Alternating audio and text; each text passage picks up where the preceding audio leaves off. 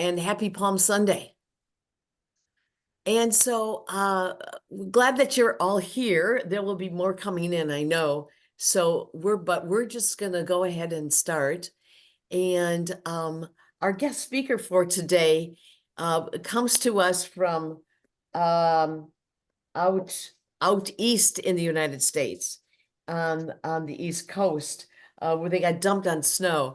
And Sister Lynn Levo is our guest speaker. She's steeped in well, if she got her doctorate in psychology, but she's steeped in working with information and working with women like you who are in ongoing formation as well as initial formation. And so she continues to make presentations throughout the United States and internationally. So we welcome you this morning. Well, this morning for us, afternoon and evening for a number of you. And we present Sister Lynn. Sister Lynn is going to be sharing her screen with us. And welcome, Sister Lynn. We're really pleased that you're with us today. Okay, that's great. Let's see. Yes. Everybody can see that all right? Yes, we're good. Okay. I might minimize the pictures here. Okay. Let's see if I can do this. Okay. Well, good morning, everybody. Good morning. This is moving faster. There we go.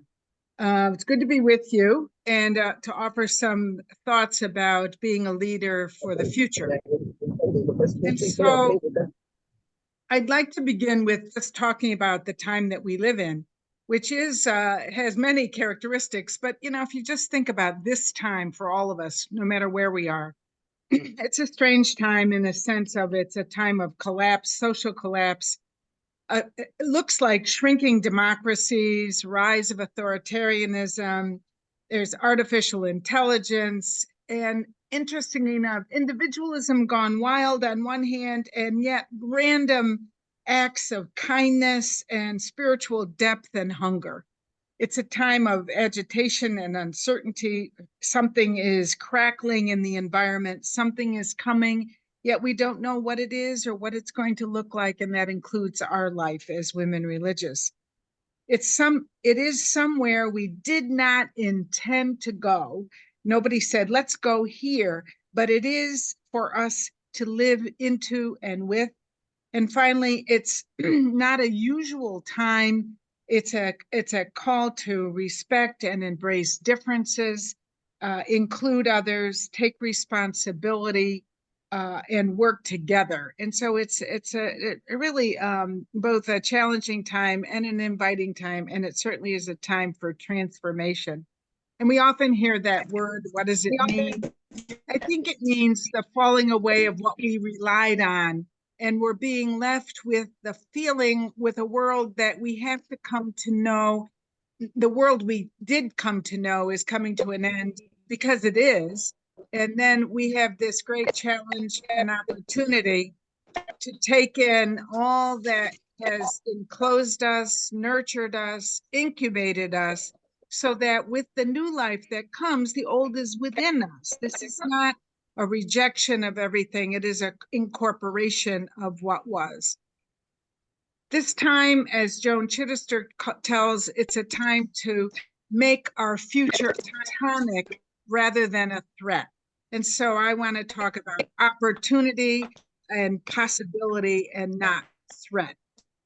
And so this is a time for women religious, for us to be psychologically healthy, embracing our humanity, being socially aware, politically savvy, and grounded in the gospel of Jesus, which is why we're here. And I'd like you to think seriously about this statement, and this is the one you want to bring to a small group as well. This is a time to think differently about the familiar. Would somebody turn off your microphone, please? turn your mics off.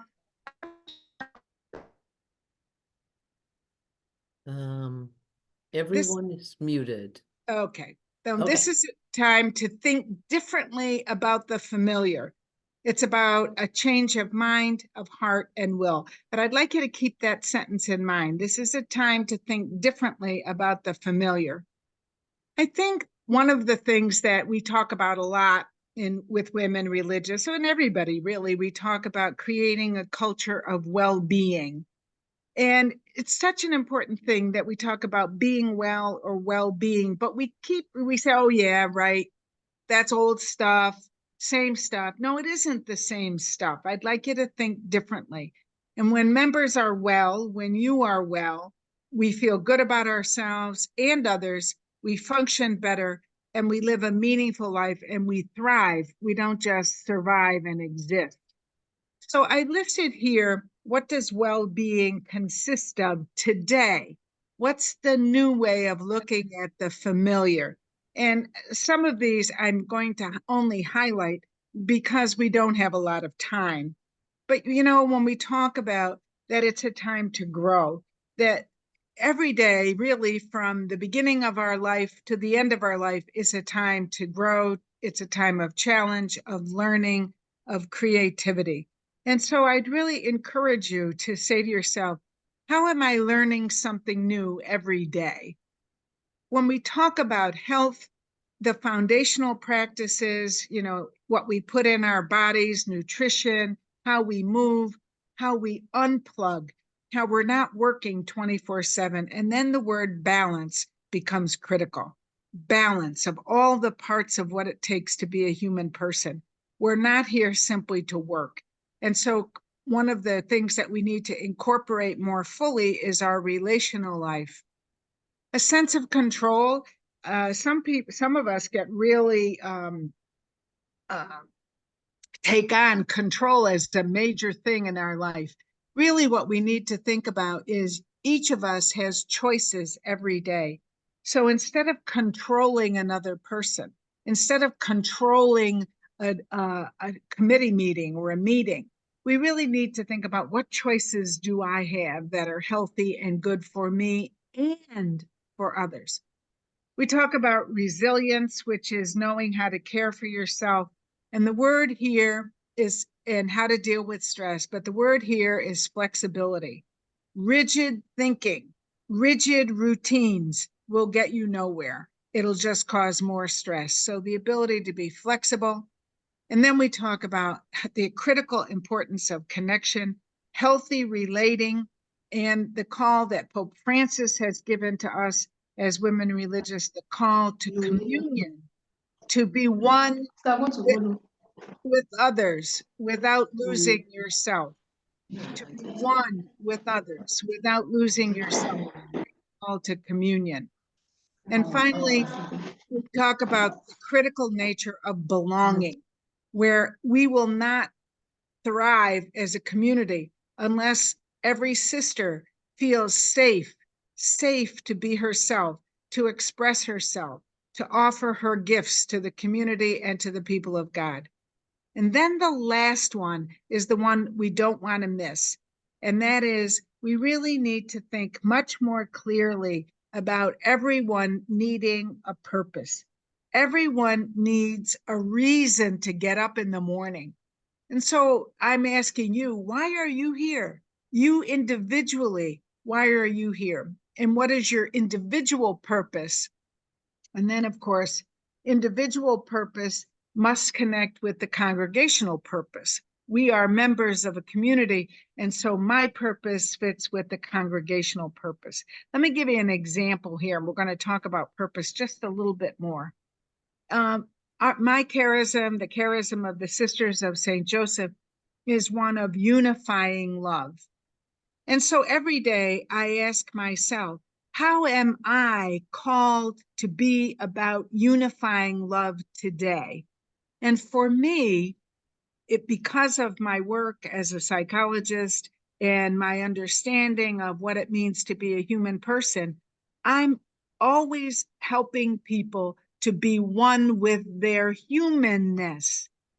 not to avoid their humanness, but to be lovingly in oneness with their humanness.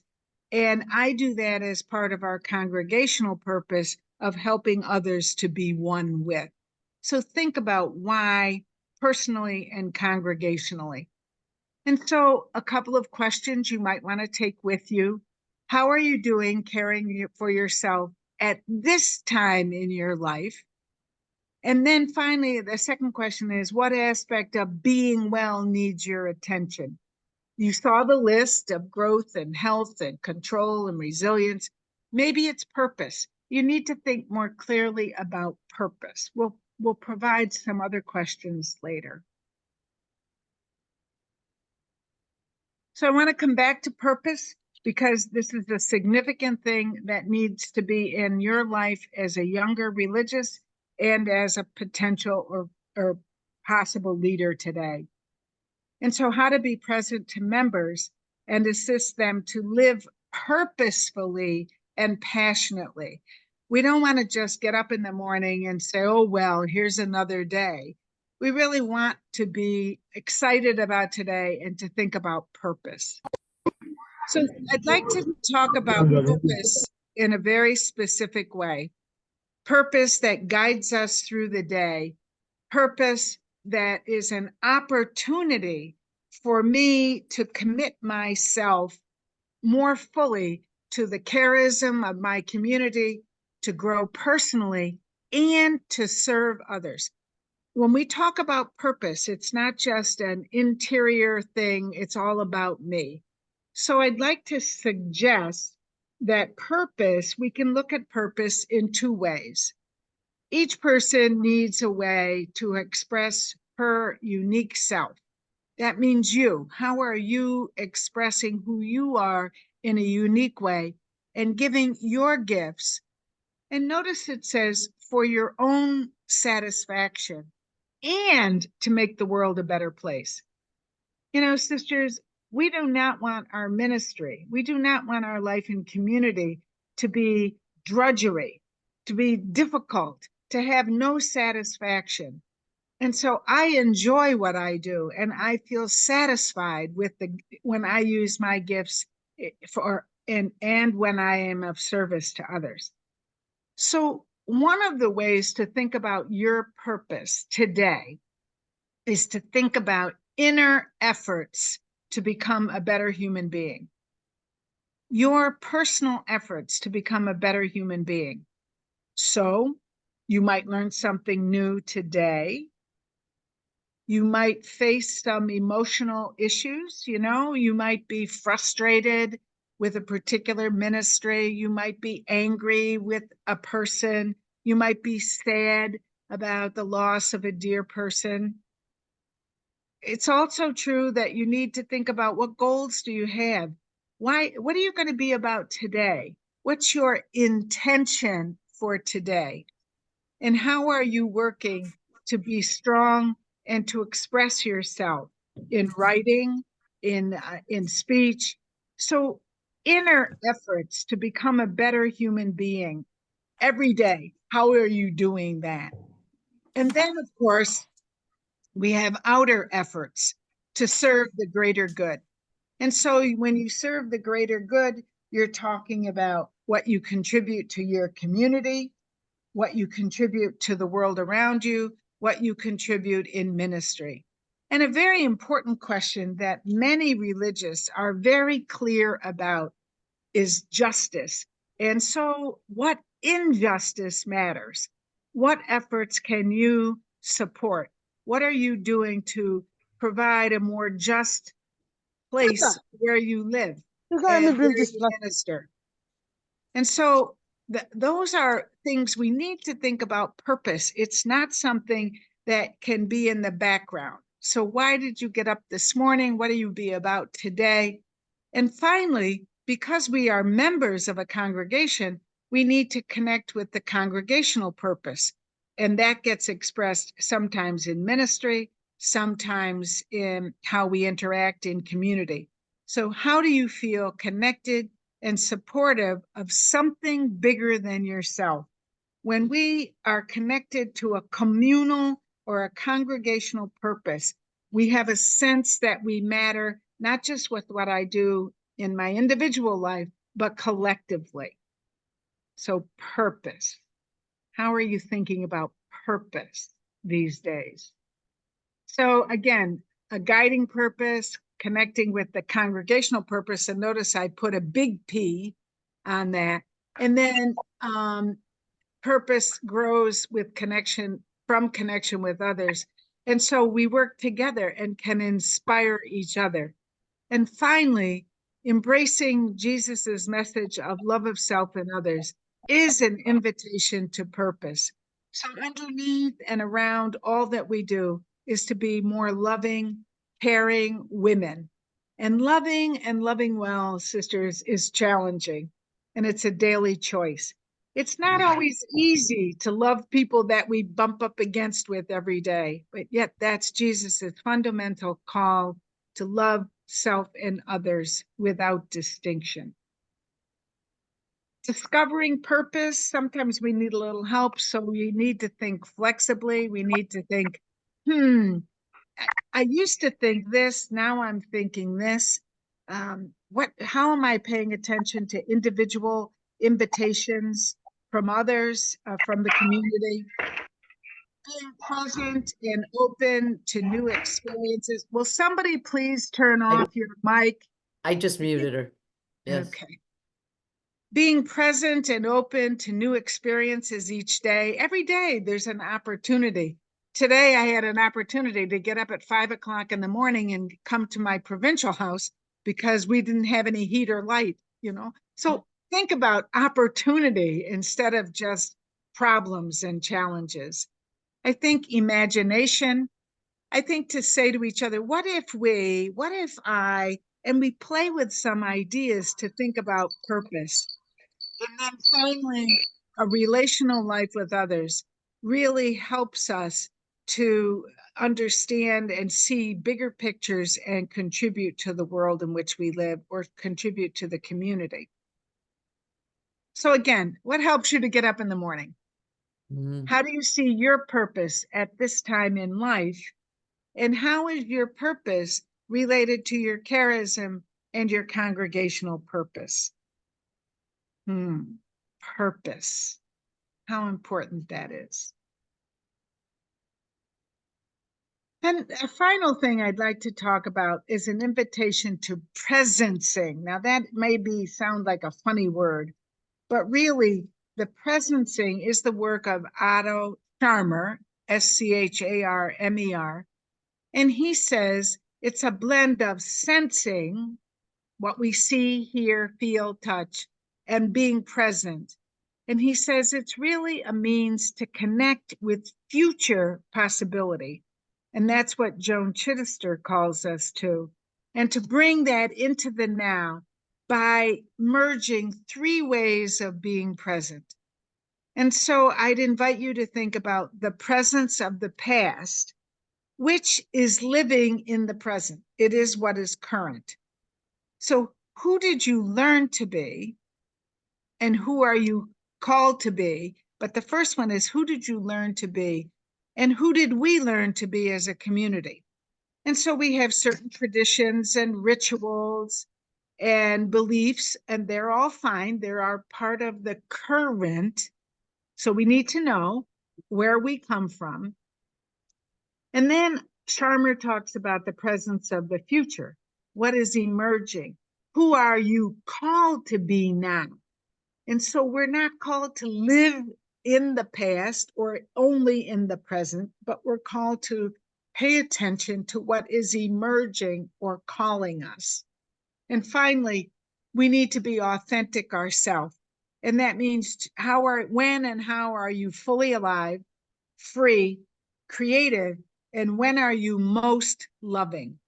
And so we're going to put all those 3 things together by talking about 3 areas, and a shift in perspective, a change of place. And so we're going to talk about the best future possible for me and you is when you and I open your mind, open your heart, and open your will. And I'm going to talk about those very clearly. So, how to open your mind, open your heart, and open your will. And this is about, there's an interesting for an ecosystem, not an ecosystem. This is moving beyond your own blindness, your own opinions, your own biases to allow you and to see more openly, more systemically, more about now and the future and not being caught in what was. It's about letting go in order to let come what is emerging and what is how we're being called to a future. So, really, what we're talking about with open mind, we're talking about choices instead of barriers, getting things out of the way and making choices. And the biggest thing to open your mind is when you suspend judgment. Sisters, we do a lot of time judging ourselves and judging others. And because we come from a more perfectionistic perspective, we don't we don't know how to deal with everyday, ordinary ways of being, because if it's not perfect, if it's not the right answer, we don't know what to do. And so we're really called to suspend judgment. Accept the work of change as your work. Today, you as younger members, your work is change. We have new work to do, and our charisms are needed in new ways. Yes, we will continue some ministries. Yes, we're not throwing out everything from the past, but we need to think about your work is work of change. Judgments take up so much energy. When you judge yourself, when you judge others, they interfere with your ability to be creative, to think differently, to be flexible, because you're always questioning and judging. So, how do you develop an open mind more than what we maybe have done in the past? You have to live with less than perfect. You have to live with less than perfect processes and ideas. We have to be willing to say, let's try this. And we have to let go of automatically saying it won't work. We tried that before. So letting go of judgment in order to learn, to lead, and to implement change. Sisters, our congregations were founded by taking risks. We need to be risk takers today, open and choosing change as part of our everyday work. So, how are you being called Got to it. open your mind? How are you being called to suspend judgment? The second letting go is when we open our heart. And here, what we're talking about of letting go of cynical ways of looking at what is. We need to believe and trust in the goodness of others, the people of God, people we work with, and one another, and believe that you and your sisters are enough. You have what it takes. We don't know where we're being called, but together we can do and be about what we need to be about. So it's really important that you make the time to observe who you are, observe your behavior, observe your thinking, and really to suspend reacting to other people. That won't work. We tried that before. That's not a good idea. Or even sometimes we say, where did she get that idea? Or who does she think she is? We really need to redirect our attention to what we're going to do and what we're going to do together. What do we want to be about? Well, who are we called to be now? One of the best ways to interact with each other is to be an empathic listener. Sisters, we do way too much talking, way too much judging, way too much questioning, and we don't listen enough. And when we listen with empathy, our perception shifts to the other person. They feel free to speak, and we see how the world unfolds from another person's eyes. We make two assumptions. Oh, I know what she thinks. I know what she means. When we haven't listened deeply enough, opening ourselves to what the other person is thinking and how they may think differently. And so we really have an opportunity to be a perspective getter. Stop making assumptions that we understand the other person perfectly when we haven't listened to them at all. So, how do you let go of cynicism? Trust and believe that most people are good and want the best, and to be a much better listener, talk less, listen more. And finally, the call is to open your will, to letting go again. And what are you letting go of here? You're letting go of fear in particular. In order to let the future come into being, we really are called to let go of and let come and to act with some kind of confidence, going to places where we are being called. And often, sisters, we've done this in the past and we're called again to go to the margins, to go where other people are not, to go to some of the difficult places in the world. And the only way we can do that is if we let go of fear. Letting go of fear. And fear is such a big thing. And you say, well, what do you mean that fear is such a big thing? Well, we are afraid of failing. We're afraid of being embarrassed if we try something and it doesn't work. We're afraid of making mistakes, so we don't try things. We do what we always do. We're fearful of alienating someone. If we stood up and said this is not okay, who's not going to like us? And also, fear can rob us of working with others and moving forward. What will they think? Or if we work closely with the laity, maybe we won't agree. So we have fear operating a lot, sisters. It's underneath a lot of the decisions. We're afraid to take risks. And so, really, what we're really talking about with opening your will, we're talking about letting go of old identities. The sisters, the poor handmaids, always, well, maybe they don't always now going into the future. And we need to let come a new sense of who you are called personally and collectively. And as younger members, newer members, you have everything to say about what the new image, the new identity of the poor handmaids is going to be.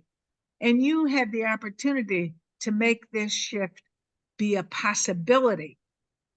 So to see that something new is emerging, whether you like it or not, the new is coming forward.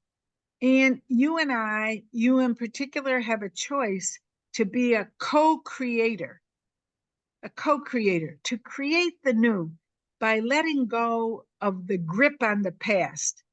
Sharma talks about not squeezing something new into an old model. Jesus talked about this how many thousands of years ago, hundreds of years ago, when he said you can't put new wine in old skins. And so a reminder, as leaders, as potential leaders, we really need to be walking with, encouraging. Leading by enforcing or demanding never works. And so we're always talking about invitation and helping people be with and for together. And so I'll end with this quotation from Sharma. That's the person I've been quoting. And he says, future is your personal relationship with possibility. Future is your personal relationship with possibility. So thinking about the future as possibility through your choices, your everyday choices, to open your mind and heart and will. And it requires, the only way we're going to go into the future is connection with those around you.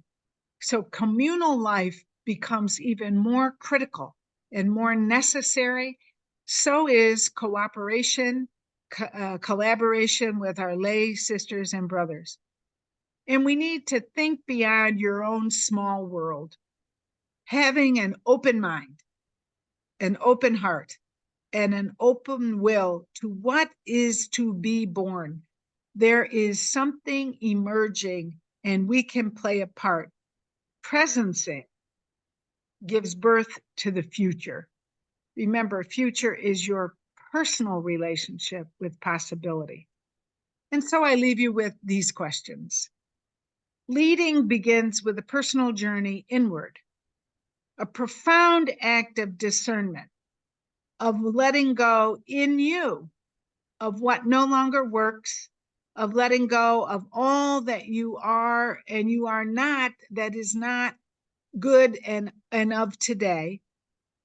And so a second possible question with respect to presencing, opening your mind, opening your heart or your will, which one has your name on it? Mm.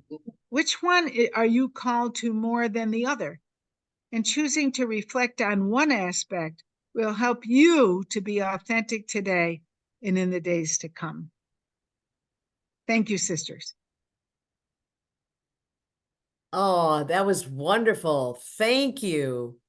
Um, if you could, you're gonna stop sharing, and Sister Lynn, this was wonderful. You know, this month we have been working on psychosocial development, all the way from Sister Sabitha talking about Erickson's stages of psychosocial development to an understanding of boundaries, to an understanding of accountability.